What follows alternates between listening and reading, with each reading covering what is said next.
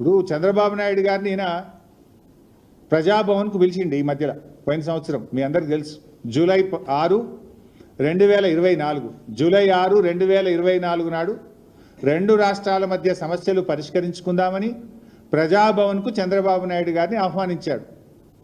ఆహ్వానించిన తర్వాత ఆ విభజన హామీల ముసుగులో గోదావరి బనకచెర్ల చీకటి ఒప్పందం ప్రజాభవన్ ఆధారంగా రేవంత్ రెడ్డి చంద్రబాబు నాయుడు మధ్య జరిగింది.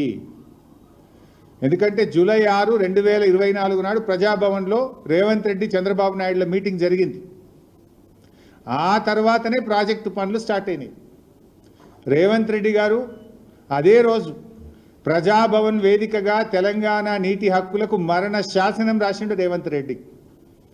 ఆ తర్వాత ఏమైంది? జూలై 6, 2024 రేవంత్ చంద్రబాబు కలిసిండ్రు.